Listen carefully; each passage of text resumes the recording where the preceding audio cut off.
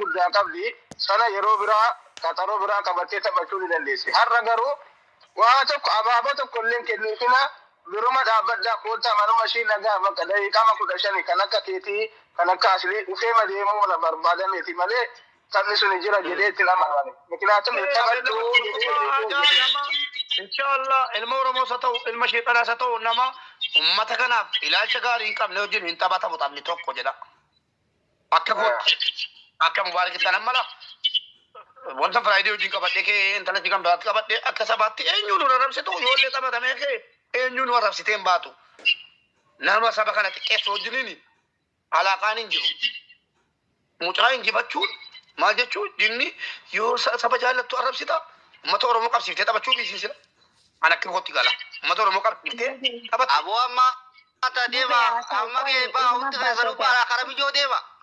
Kota deemnee achi deddeebisnee qaba beekamaa akkasii kan biraa bareedaa qabattee uummanni Oromoo itti qophaa'ee dhageessanii uummanni Oromoo itti qophaa'ee fi tapha qabatu yommuu adda taphataa irratti maal gochuu danda'ama jabaadha garuu immoo deefuu dhibbadhu beesii sabboonaan qofa olee iftaanii ilmaan Oromoo bakka sabboonaan jirutti akka injifatamtee hin beektu amaanaa keessan kan boriis hin dagatina. Okay. Siifan dubbadhu achi deemnallee dubbadhu siifan. Dubbadhu. Mube waan seete beekta jarri kun utuu gastuu walitti hojjetan itti namni mootii qabadha. Mubaarak maasha Allah aleeki wallahi kan uummata kana dandeesseef waan daqiiqaa 5 hin danda'u. Maal seete mucattiin kun akkuma nama kamii gastii dhuma ofii isaatii itti ergateeti kan inni qabate. Kan inni ana rabsita jedhe Oromoo jedhe afaaniin baafanne si galee nama deeggartuu arrabsitaa jedheen gaafa na bira jirra si gala. Nama deeggartuu arrabsitaa jennaan abuma zimbiloo wayiseetis Itoophiyaan beher beeresaboች ወይ ብቻ akkasii wajjiniin qaba qabna na bira dhaabbadhaa jettee mastaawoqiyaa hojjette. Inni immoo maal jedhee mucaa qaalitti si duraanii shaqaalaa taftee hallamuun wajjiniin taqanaaqaanii taate talaxxaafii shanee jedhe. Talaxxaafii shanee wajjin qaba qabaa shanee warra biyya balleessaa jiru kanaafuu narraa hin hafinaa jedhe. Isa dhufee Oromoo tuqe malee si Oromoo fakkaatti yookiin Oromoo bakka Sirri inni jedhe kana kaa nama akkana jedhee shaneemaa Oromoodhaam nama akkana jedhee arrabsu wajjin. Dhaggeeffadhu yoo nuti adda inni yoo afeera si gala nanafaa jedhe tarii qaccaan irraa hajjichiiruuf hin beeknu si jedhe. Kaleessa mana bakki illee dubbatamaa ture. Bakki dubbataa turte mee qoyyaa obboleeyyan kiyya sanii maafi. Inna mucattiin kun taphataan jirtu garuu hadda taphataan jirtu. Namichi taphataan jiru. Isii biraa immoo hafuu hin qabnu. Waan qabnu hawaasa ta'u tasgabbii haa ta'u namni Oromoo biratti meeqoo obboleessa namni Oromoodhaaf qabsaa'e mucattiin sa'aatii Jawaahiriidha moo sa'aatii Hacaaluun wanti siin hin jiru. Inshaallah kulloota abbaataa ta'u xambaaroo ta'u nadhi gunatti Oromoof namni qabsaa'e. Amma cufnee deemnu moo?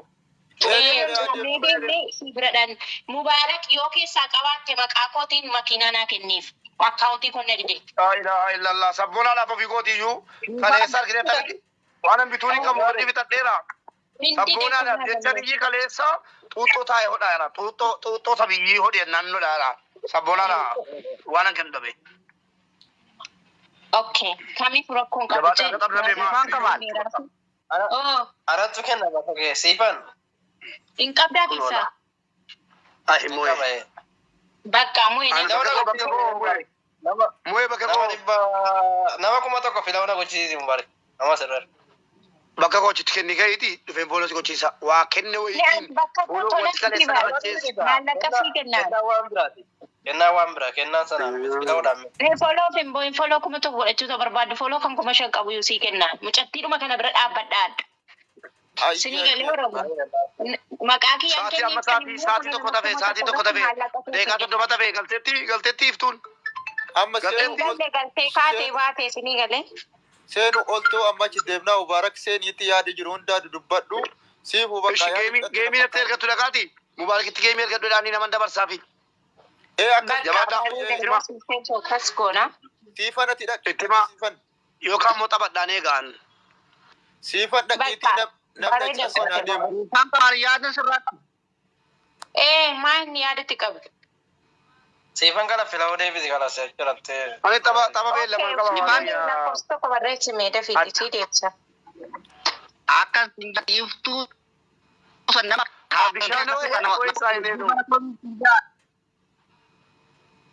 Abdishana Kolona godhiti. Abdishana Sinigala TikTokii kanarraa Mubaarak yoonni waan arraatara beekee yoo dhibiyyootu numoo yoo gartee biyyoon kamoom taate amarri beektee sodaa isaadhaan ni agarsiisna Oromoo. Yoo mucattiin kun mootamte kan jettu obboleessu moochuun mootamte ani yoo dannagee giiftaraa miti hangee mara yoo dhabe bileessa tokko dhabuuf hin ture sila maaliif nama nageessifne ergata taphatii kana qopheessitanii fi maaliif uummanni nageenya maaliif dhuftanii gastii korra galtanii ergatii dubbachuu diddanii Oromoo. Mubaarakuma kaleessa waliin haasaanii barjarri kaleessuma viidiyoon dalagame isatu dhaqee Oromootti dubbatamee kaleessuma qophaa'amee tapha sabboonaa qophaa'ame hambisuu natti fakkaate dhiifa manaa godhaati. Dhugaatti itti maan nama tapha sabboonaa hambisuu jedhetiyyuu waan kanatti jabeesse malee taphni beellamaa Makii caalaa namni eenyuyyuu argitaniittu wayyoo. No Mubaarakii waliin laallatu kun sabboonaadhaan maal taate Mubaarak kaleessaa miti guyyaa sadii keenya jira. Guyyaa sadii erga beellamatanii. Guyyaa sadii miti guyyaa sadii isa ta'an kaleessuma dhagaye garuu. Wallaahi edemma nama kiitti isa obboleessi yaadattu mucaan tokko dhufee sirbaa sirbee ammas immoo Oromiyaa aadaa sirna guddaa. Jaran ijoollee birrii irraa fi birrii qabaannee fi miti garuu Oromoo xiqqeesse kanumaaf malee waa biraatiif miti haa. Nama Oromoo xiqqeesse kana rabbii jedha. Ilaan talli kuni nan beeka. Ani intina irratti beeka feesbuukii irratti beeka laan intala kana. Dere nuti Facebook irratti feesbuukii irratti beeka hadheeffattee uummanni Oromoo tuqamuu hin jaallattu. Uummanni Oromoo tuqamuu hin jaallattu.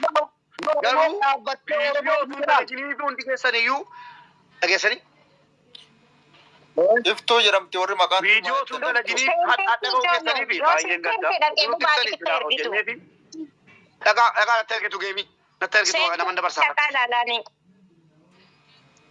Siifan ati dhaqi si galchiti ati dhaqiiti ittimi. Gasti isheen ittimi siifan. Ani min jedhaa jiru amma ajandaan biyyoon barqabsoo kun. Qaafarraadha godhaa wajjin rakkatee siifan ati wajjin miidhamte dhageessee. Aye, kalas. Mubaarikee galaanii. Mubaarikee galaanii nan. Natti ergisiisa. Maal maqaansi? Maqaa Oromootiin seentee mootamtee ba'umsi hin ta'u hin bareedu. Miirresiin. Namni kunoo nama 400 wayi qabatee jira tokko asii nama 50 qabatee jira nama 77 qabatee jira nama 700 qabatee jira nama 100 argeera iftu.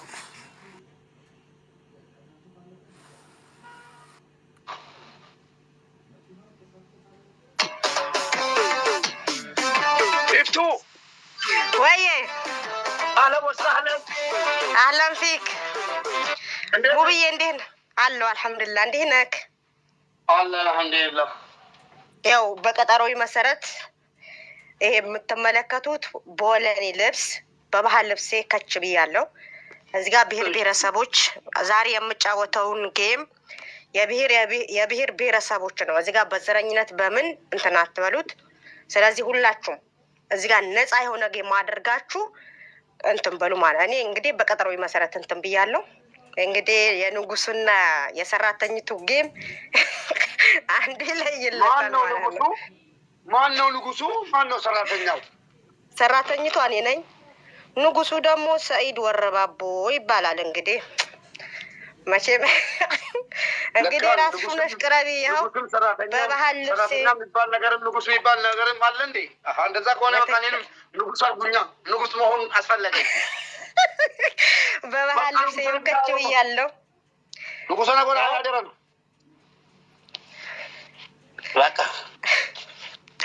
ስለዚህ ብሔር ብሔረሰቦች እቺ ባንዲራ ደግሞ በጣም የምወዳት ናት፣ የማከብራት በጣም ወረቢ ነው የምላችሁ።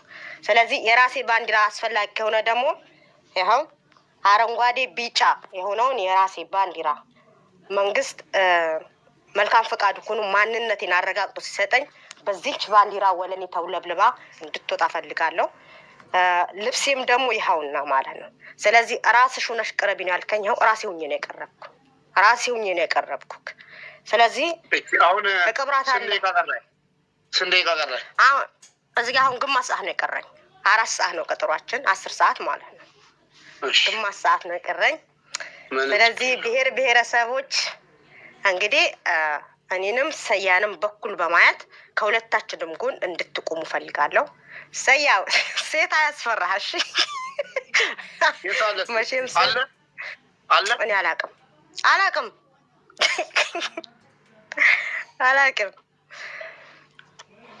ስለዚህ የአጭቆ ዘፈን ይከፈት። ክፈች የፈለግሽውን ዘፈን ክፈች። አዎ ክበረልኝ።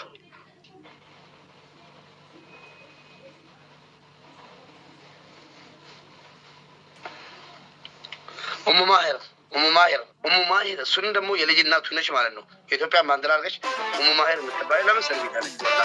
ምን አልከኝ? ውቤ አትውጪ። ብዙ ሰዎችን ይዤልሽ እመጣለሁ። አሁን ከች ብዬ ከዛ በኩል ነው እመጣው። እሺ ሙብዬ አልወጣም። እሺ ከበረልኝ ሙብዬ ጀግናው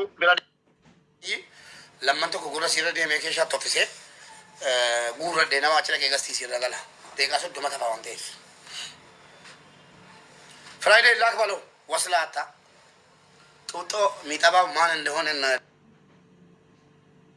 ለዛሬ ጡጦ ያርገና ጡጦ ፍራይዴ ላይ ምንድነው የምትልቁት እናንተ? ቆያ ማንንጭ ፈዳ በእናታችሁ እንደ ክብት ጮማ ከና ቦዴ ነመን በርባዴ ማለት ምን ነተልከችሁ በርባዴ ወስላታ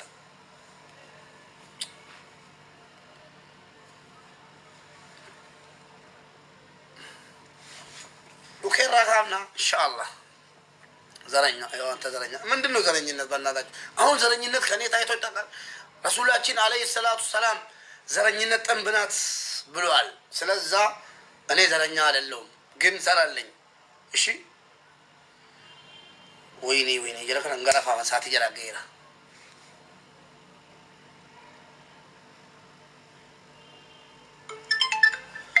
ምንድነው ጀስባኑ እንዲ ለጥላል ግን አረቦች ተፈረዱብኝ እንዴ? ቢዚ ነው ወለኔ ቆይ ብሎክ ሞላ ምን አሉ?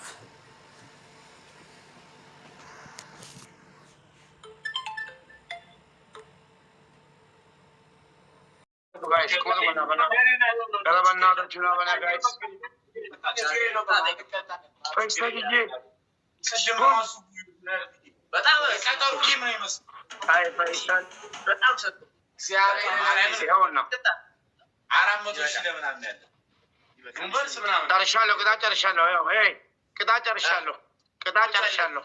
አረባክ እንደሱ ቁጭ በያ እንደሱ ቁጭ አንቺ የቆላኝ